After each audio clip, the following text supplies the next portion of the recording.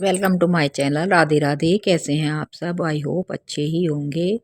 आज कार्तिक माह का 23वां व 24वां अध्याय आज हम श्रवण करेंगे। तो पहले अध्याय में हमने कहा कि जब सब देवताओं ने प्रसन्न होकर भक्ति पूर्वक अपना निवेदन किया तो देवियों ने कुछ बीज देकर उनसे कहा कि इन्हें वृंदा की चिता में डाल देना।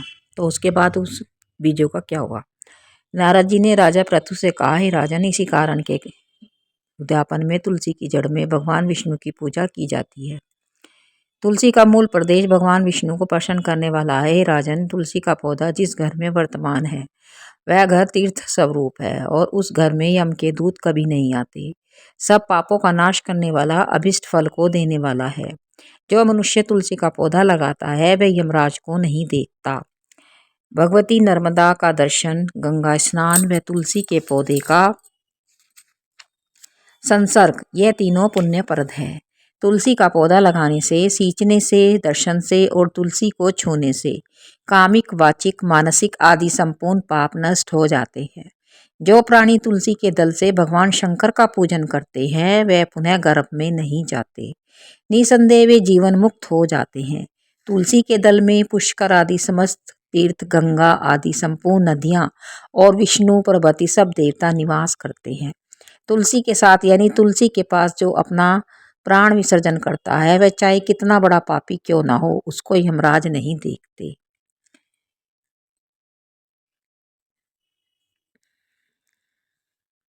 हे राजन, जो लोग तुलसी के काष्ठ का चंदन लगाते हैं वह सहज ही मोक्ष को प्राप्त हो जाते हैं। उनके द्वारा किए गए पाप भी उनके शरीर को स्पर्श नहीं कर पाते। हे राजन, जहाँ तुलसी के वन की छाया हो वहां पर पितरों के निमित्त किया हुआ दान सर्वदा के लिए अक्षय होता है। हे राजन, आंवले के वृक्ष की छाया में जो प्राणी पिंड दान करते हैं उनके पितर यदि नरक की यातना भी भोग रहे हों तो भी मुक्त हो जाते हैं।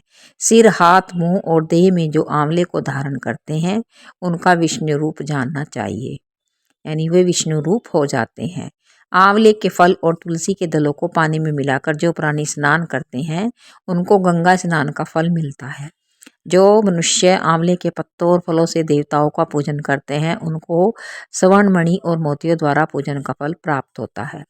कार्तिक मास में सब तीर्थ, ऋषि, देवता और सब यज्ञ जब सूर्य तुला राशि में होता है आंवले के वृक्ष में वास करते हैं। जो मनुष्य द्वादशी तिथि को तुलसी दल का और कार्तिक में आंवले का पत्ता तोड़ता है वह रौरव नरक में वास करता है। जो कार्तिक में आंवले की छाया में बैठकर भोजन करता है उसको अंत संसर्ग में सब दोष नष्ट हो जाते हैं। कार्तिक मास में जो आंवले की जड़ में भगवान विष्णु का पूजन करता है उसको श्री विष्णु क्षेत्रों के पूजन का फल प्राप्त होता है। आंवले तथा तुलसी की महत्ता का वर्णन करने में श्री ब्रह्मा जी भी असमर्थ हैं। इसलिए धात्री और तुलसी की जन्म कथा सुनने से मनुष्य अपने वंश सहित मुक्ति को प्राप्त करता है। यहाँ पर 23वां अध्याय समाप्त होता है। अब आगे हम 24वां अध्याय अध्ययन करेंगे, श्रवण करेंगे। 24वां अध्याय इस प्रकार है। राजा पृथु ने देवऋषि श्री नारद जी से पूछा, नारद जी, आपने तुलसी के इतिहास, व्रत, महात्म्य के बारे में कहा। अब यह बताने की कृपा करें कि क्या इस कार्तिक मास में और भी देवताओं का पूजन होता है? यह भी मुझे समझा कर कहिए। श्री नारद जी बोले, पहले समय पर्वत के निकट कर्तिपुर में एक धर्मात्मा धर्मदत्त नाम का ब्राह्मण रहता था। वह भगवान विष्णु के सब व्रत करता था और आठों पहर उनकी भक्ति में तल्लीन रहता था। एक दिन कार्तिक मास में वह एक पहर रात शेष रहने पर जागरण के लिए भगवान विष्णु के मंदिर में गया। वह हर प्रकार की सामग्री लेकर पूजा करने के लिए जा रहा था कि उसने मार्ग में एक बड़ी भयंकर राक्षसी को देखा जिसके दांत बड़े बड़े थे, लपलपाती हुई जीभ थी, वे बड़े बड़े लाल लाल क्षेत्र थे, जिसका शरीर नंगा था, मांस रहित था। उस भयंकर राक्षसी को देखकर धर्मदत्त बुरी तरह से कांपने लगा और कुछ उपाय न देकर उसने पूजा वाली थाली और जल का लोटा उस राक्षसी पर फेंक दिया। क्योंकि उसने भगवत नाम का जप करते हुए वह सामग्री और लोटा उसके ऊपर जिसमें कि तुलसी दल पड़ा हुआ था उसको मारा। इससे उसके जन्म जन्मांतर के पाप नष्ट हो गए और उसने अपना पूर्व जन्म स्मरण हो आया। वह हाथ जोड़कर धर्मदत्त के चरणों में गिर पड़ी और उसने कहा हे विप्र, मैं पूर्व जन्म के कर्मों के फल से इस अवस्था को प्राप्त हुई। नारद जी ने कहा, हे राजन, उसको इस प्रकार प्रणाम करते देखकर अति विस्मित होकर धर्मदत्त ने पूछा, तेरी यह अवस्था किस कर्म के फल से हुई? तू पूर्व जन्म में कहाँ रहती थी? वह सब कुछ हमें बता दो। उस राक्षसी ने, जिसका नाम कला था, उसने कहा, हे ब्राह्मण, सौराष्ट्र में भिक्षुक नाम का एक ब्राह्मण रहता था। मैं उसकी पत्नी थी। मेरा स्वभाव बड़ा ही निष्ठुर था। मैंने अपने पति को कभी भला न चाहा। मैंने अपनी पति का कभी भला नहीं चाहा और न कभी उसे अच्छा भोजन और मिठाई खाने को दी। मैं उससे हमेशा लड़ती झगड़ती रहती थी। इस प्रकार मैं नित्य प्रति उससे कलह करती थी। एक दिन मेरी कलह से तंग आकर मेरे पति ने दूसरा विवाह करने की योजना बनाई। यह सुनकर कि मेरा पति दूसरा विवाह कर रहा है, मैंने उसके दूसरे विवाह करने से पहले ही विष खाकर आत्महत्या कर ली। मेरी मृत्यु के पश्चात यम के दूत आए और मुझे पकड़कर गदा मारते हुए यम के पास ले गए। यमराज ने मुझे देखकर चित्रगुप्त से पूछा, हे चित्रगुप्त, इसने क्या कर्म किया है?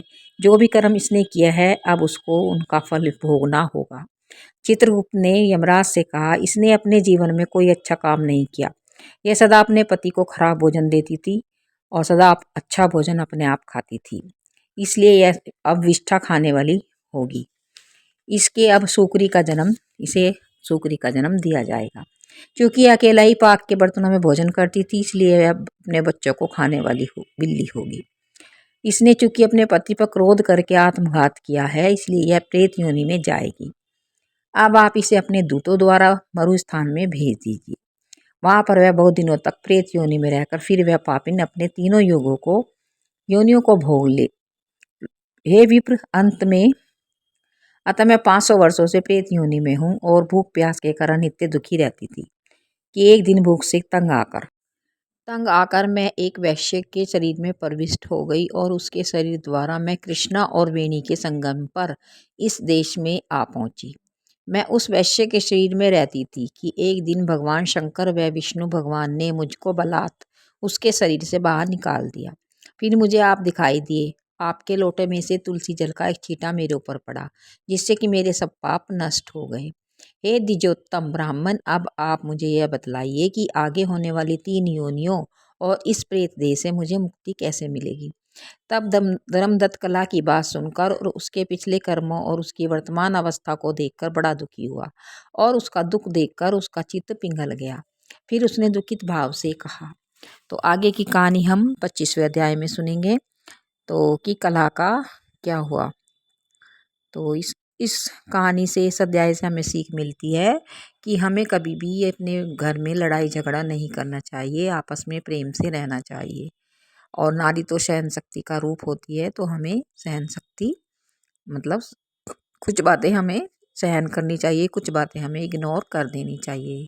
घर गृहस्थी चलाने के यही नियम है कि एक सुने, एक बोले तो दूसरा चुप हो जाए, तभी घर में शांति बनी रहती है। तो आगे की कहानी हम 25वें अध्याय में सुनेंगे, तो कल हम सुनेंगे।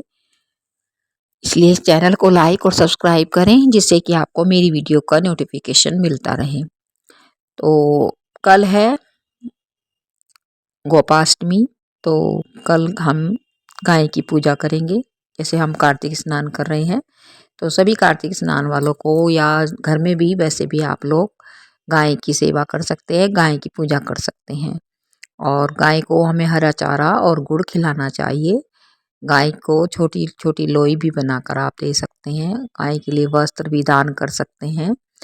गाय की पूजा अवश्य करें, जैसे और सभी देव देवताओं की पूजा की जाती है, क्योंकि गाय में सभी देव देवताओं का वास होता है। तो आशा करती हूँ कि आपको मेरी ये जानकारी अच्छी लगी होगी।